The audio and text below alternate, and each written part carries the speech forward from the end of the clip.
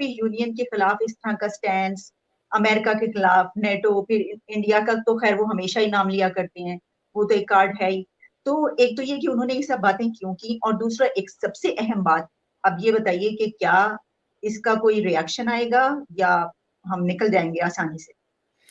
Again بہت بہت شکریہ عالیہ. دیکھیے اگر پریزیڈنٹ ہے یورپین یونین کے، ان کی پرائم منسٹر سے بات ہوئی ہے، یہ کلیئر نہیں ہے کہ کس نے کس کو کال کی ہے، لیکن ان کے ترجمان کا کہنا ہے کہ یورپین صدر نے بات کی، لیکن جو کچھ سینئر جرنلسٹ ہیں ان لوگوں نے کہا ہے کہ یہ he spoke on his own. بہرحال anyway that's not relevant. تو انہوں نے جو کچھ بھی باتیں کی وہ انتہائی نقصان دہ ہیں. اچھا ایک بات آپ ذرا غور سے دیکھیے کہ اگر ہم کمپیئر کرتے ہیں انڈیا سے یا اور دوسرے ممالک سے جو کہ ایک ہسٹوریکلی رشیا یا سوویت یونین کے ساتھ رہے ہیں، تو کم از کم ان کا کسی اور پہ تکیہ ہے اور اس کی ایک ہسٹری موجود ہے. اگر دیکھیے انڈیا نے ایک پوزیشن لی ہے تو دو باتیں بہت اہم ہیں. ایک تو یہ کہ ہمارے بنسبت انڈیا کے پاس جو فارن پالیسی کا جو پروسیس ہے وہ زیادہ انسٹیٹیوشنلائزڈ ہے، اور آپ ایک تھوڑا سا اس میں تسلسل دیکھتے ہیں. اس میں کوئی شک نہیں کہ مودی صاحب کے بعد کچھ چیزیں امریکہ کی طرف زیادہ جھکا ہوا،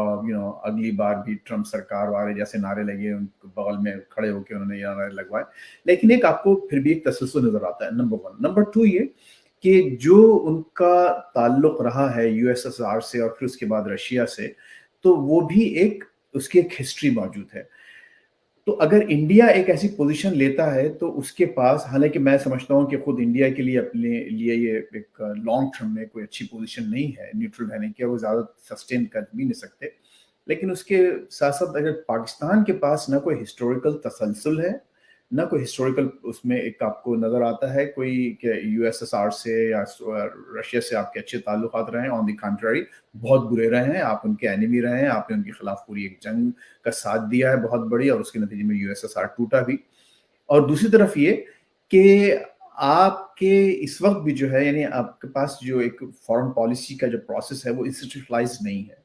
تو نتیجہ یہ ہے کہ اگر آپ ایسی پوزیشن لیتے ہیں، اتنی بولڈ پوزیشن، تو سوائے آپ کے نقصان کے، کیونکہ آپ کا کوئی ساتھ دینے والا نہیں ہے. اس وقت بہت سے آپ کے جو سینئر جرنلسٹ ہیں پاکستان کے، جو کہ ان کے بہت قریب رہے ہیں اور جنہوں نے ان کی بڑی تعریف کی ہے، میں بلکہ ان کا نام بھی لیتا ہوں، کامران خان صاحب، انہوں نے بڑا آج جو ایک ٹویٹ کیا اپنی ایک ویڈیو، تو انہوں نے پھر اس بات کو ریٹریٹ کیا کہ پورے کا پورا جو پاکستان کی جو اکانومی ہے، it revolves around the western institutions and western markets, پوری کی پوری. یعنی بہت ہی منیمل کچھ آپ کا ہے، تھوڑا بہت چائنا سے کو ایکسپورٹ تھوڑی بہت، اور تھوڑی بہت رشیا کی، جو کہ ایک آدھ 150 200 250 ملین سے زیادہ نہیں ہے. تو اس کے بعد صرف نتیجہ یہی سامنے آ سکتا ہے، میں اور آپ یہی نتیجہ نکال سکتے ہیں کہ میں اپنی ناقص سمجھ سے یہ سوچ سکتا ہوں کہ انہوں نے وہی ایک پاپولسٹ اسٹینڈ لیا ہے جو کہ دنیا میں پہلے بھی لوگ لے چکے ہیں اور بری طرح مارے جا چکے ہیں. آج نوریگا صاحب اس وقت اس واقعے کو غالباً یہ 91 یا اس سے پہلے کی بات ہے،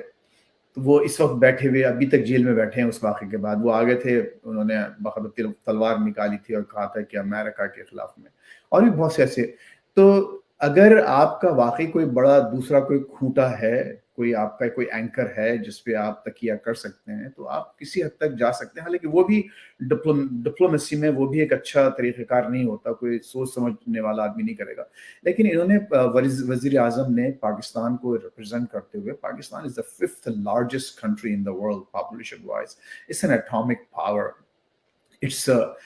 a huge it has a huge geopolitical significance for the world players. تو ایک ایسی پوزیشن پر رہتے ہوئے آپ اگر ایسی غیر ذمہ دارانہ باتیں صرف اپنی سیٹ کو بچانے کے لیے، اور جیسے کہ آپ نے فرمایا اور بجا فرمایا کہ وہ اگر وہ ایونچوالٹی، حالانکہ دیکھیے اٹس اے بگ اف کہ یہ پاس قرارداد جو عدم اعتماد کی ہے، نو کانفرنس موشن پاس ہوتی ہے نہیں ہوتی ہے، یہ بھی ابھی کوئی سرٹن نہیں ہے نا. لیکن اس کے باوجود بھی وہ ہی وینٹ آل دی وے، اور انہوں نے مطلب پھر الفاظ کا چناؤ دیکھیے. آپ ضرور بات کریں، اس میں کوئی شک، لوگ تنقید برداشت کرنے کا حوصلہ رکھتے ہیں، ورلڈ پاورز بھی، لیکن جو الفاظ آپ نے استعمال کیے ہیں وہ غلط ہیں. جو انہوں نے جو پوائنٹ استعمال کیا کہ جی کیا آپ نے انڈیا کو وہ لیٹر لکھا کہ ہم آپ کے غلام ہیں، ہم کو کیوں لکھا، ان کو کیوں نہیں لکھا.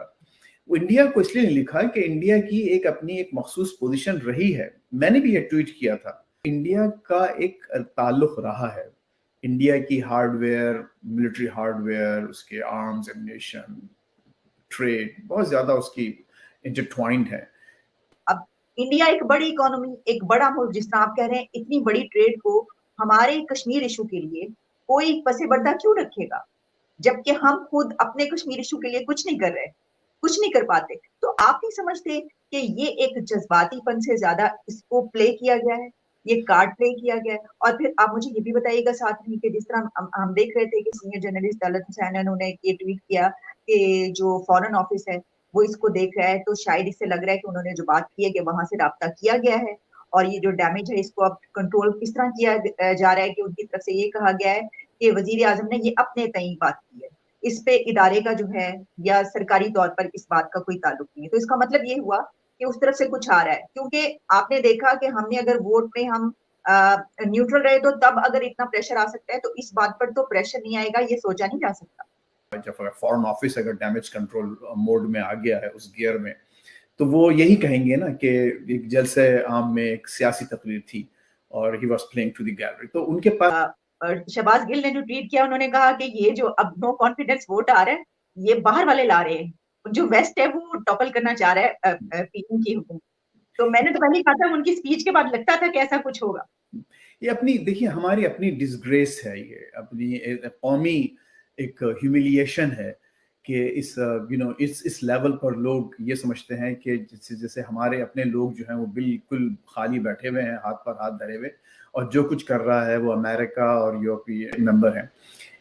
لیکن آپ یہ دیکھیے کہ انڈیا کے حوالے سے امریکہ اور خصوصاً ویسٹ ایک گڈ کاپ بیڈ کاپ کھیل رہے ہیں. یعنی یہ لوگ بہت محتاط انداز سے، چونکہ ظاہر ہے کہ وہ ایک بڑا ملک ہے، اس کی معیشت بہت زیادہ سنبھلی ہوئی ہے اور اس کا ایک اسٹیچر ہے. تو ایک طرف یہ ہوا کہ ٹیڈ لو نے ایک بیان دیا، لیکن ونڈی شرمن جو کہ ڈپٹی سیکرٹری آف اسٹیٹ ہیں، اس کو انہوں نے اسی ہیئرنگ میں بیٹھ کے پھر اس کو ڈیفینڈ کیا کہ نہیں ایسی بات نہیں ہے، یہ ہو رہا ہے، وہ ہو رہا ہے. بات لوگوں نے نوٹ کی ہوگی اور میرا بھی اس پہ ٹویٹ تھا کہ آپ کو معلوم ہے کہ جب یو این میں کہ جنرل اسمبلی میں جب ووٹ ہو رہا تھا تو نیپال اور افغانستان کے علاوہ پورے ساؤتھ ایشیا نے آلموسٹ ایبسٹینٹ کیا، جس میں بنگلہ دیش، پاکستان، سری لنکا، تینوں ممالک ایبسٹین کر رہے تھے. لیکن نیپال کو اینتھونی بلنکن نے یعنی کہ سیکرٹری آف اسٹیٹ نے کال کی وہاں کے وزیر خارجہ کو اور ریکویسٹ کی کہ آپ اپنا ووٹ ہم کو دیں. پاکستان کو کال نہیں کی. ان کو معلوم تھا یا وہ انہوں نے ضروری نہیں سمجھا. اور ظاہر ہے کہ وہ جو اب تک جو پرووربیل جو محاورہ بن گیا ہے جس کال کا، اس کا انتظار اب تک ہے. اب تک بائیڈن نے پرائم منسٹر سے کوئی بات نہیں کی. تو امریکہ